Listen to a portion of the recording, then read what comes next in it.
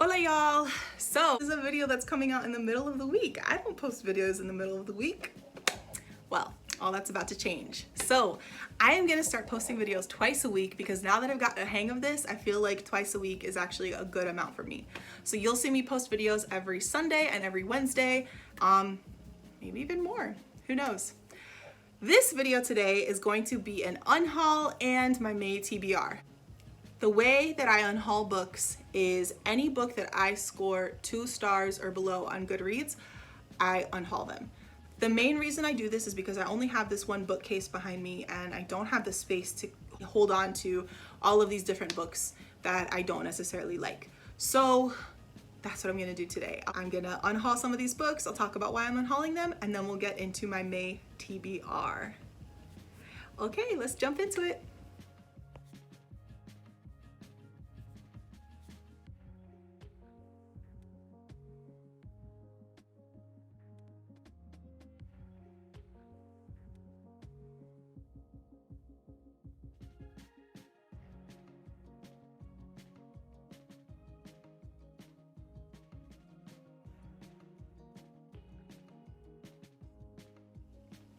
I really love this process that I'm doing. I think for me, it's just such an easy, consistent way of making sure I keep my bookshelf and bookcase organized in a really manageable way. So I'm glad I decided to start doing this, and I'm glad I have a regular system now that I can use to do it. But these are the books that I've decided to unhaul, and I'm unhauling them for a lot of different reasons. First up, we have the book Switch. This book was really popular a few years ago in terms of management style books. If you're into like leadership and self-development and things like that, I actually do recommend this book to you. However, I did not enjoy this book. It took me about a year to read it. I got it for free with a leadership fellowship that I was a part of, but I just don't enjoy reading books like this. Middle management and like being a boss and all of that kind of stuff is not something I have a goal for myself. I think it's another situation where it wasn't saying anything that I didn't know, but what I did like about it was that it brought up the idea of motivating people that work for you in a variety of ways. So understanding that not all of the people who work for you are of the same mindset or enjoy the same things, just understanding that everybody's different, everybody enjoys something different. Okay, next up we have a book that honestly makes me blush a little bit. This was my husband's book, and we just don't need it anymore. And that's all I say about that. It is 269 amazing sex tips and tricks for men. So, you know, if you're trying to give someone a hint, there's this. Next up, we have a book that I actively despise, I think is the best way to put it. This is Ghost Engine. And this book just screams dude bro who got his MFA. Like, I have no idea what happened in this book. I could give 2 shits about the characters.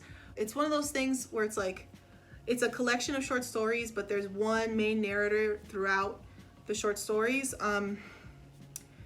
Just wasn't for me, not in the slightest. And it sucks because this is from the local press in my city, Bridge 8 Press.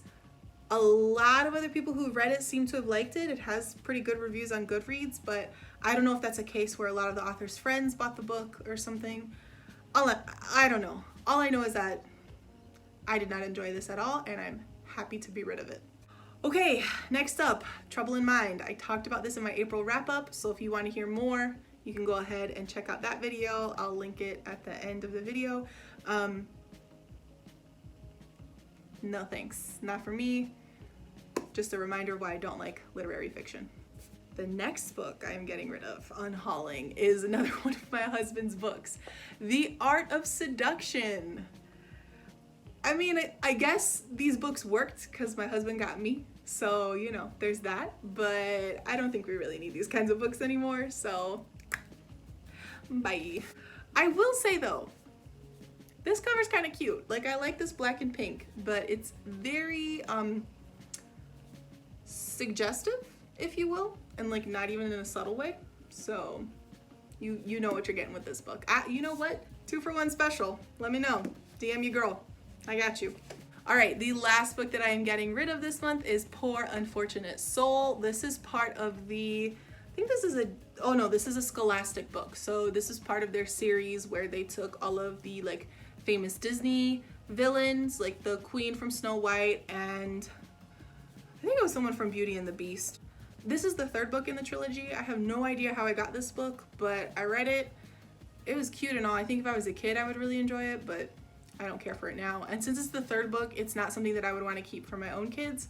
So I'm gonna go ahead and unhaul it. Okay, so now that I've unhauled a few books, these are the books that I plan on reading for the month of May. The first book that I am reading in the month of May does not have to do with Asian Readathon. It's actually a book that I started reading in April, but I know I'm gonna finish it in May, so it's part of my May TBR, if you will. And this is Great Habits, Great Readers. This book is awesome. I'm only about halfway through, and I have to say, anyone who is any type of literacy teacher is gonna benefit so much from this book. Okay, the next 4 books I'm gonna talk about are related to Asian Readathon. And I have 1 book per challenge that Read with Cindy set out. If you do not know what the challenges are, I am linking that in the description below, so just be on the lookout for that. But these are the books that I'm gonna read for the month of May and for Asian Readathon.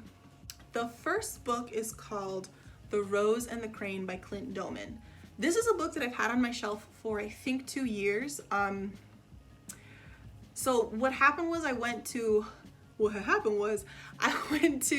a book festival in my city, and there was an editor, like an independent editor who edits self-published books, who had a book with a date section at her table. And so you basically just spent, I think it was like $5, picked a random book, and then took it home. It was wrapped in brown paper, really cute and all that. This was the book I picked, and this is not really something that I would normally read. I don't particularly like historical fiction. I don't really like adventure stories. Or maybe I do, I don't know. It doesn't scream something to me that I would normally read. But it does fulfill the challenge of reading a book with an Asian character. The writer of this book is not Asian, but it is the story of a Japanese samurai who comes to England in the 1400s. And I guess it's like a very adventurous kind of story. I have some major reservations about this, but I also recognize that I don't know that much about this book. I don't know anything about this author, so it could be great. It could be terrible. We'll find out. Either way, I know it's gonna get off my TBR shelf, so that's a win, I guess. Okay, the next book that I am reading for Asian Readathon is 1,000 Splendid Suns by Khaled Hosseini. Now, this book fulfills the challenge of read a book that is recommended by an Asian. So I have had this book on my shelf as well for almost 10 years actually. This has been on my book for a really long time. I know that I have attempted to read it because I can see that the spine is broken here, and I remember picking it up. I even see a couple pages that are underlined, which is usually a sign that I've read something, but I don't remember finishing it. And I think it's because I had picked this book up at a time where I was moving states, and I was like, you know, living in New York, but then I was moving to Tennessee, but all of my stuff was in Miami, and then I was also training to become a teacher because I'm a Teach for America alum. So it was just a really chaotic year, and I think I just over time forgot about this book. So I'm excited to get to revisit it because I do remember enjoying it quite a bit. I just never had the time to read it before. Also, this author is Afghani, so it kind of fills the challenge as well of reading a book written by an Asian author who is different from you. Okay, the next book that I am gonna read is an audiobook, and it is Know My Name by Chanel Miller. Now, this book has been on my TBR for a while, but I just have a really difficult time with audiobooks. I like podcasts a lot, and I subscribe to like 10 different podcasts, and my rule of thumb is always once I clear out my podcast, then I can listen to an audiobook. But I have not cleared out my podcast in a year because your girl has problems. So I'm just gonna jump into it, and I've decided I'm gonna start doing the opposite, where I will read a book on audiobook, and then I will do like one episode of each podcast that I listen to. we'll see how that works, because I don't know. But this particular book fulfills the challenge of read a book written by an Asian author who is different from you. And this is very much of a sensitive topic, but I myself am not a survivor of sexual assault.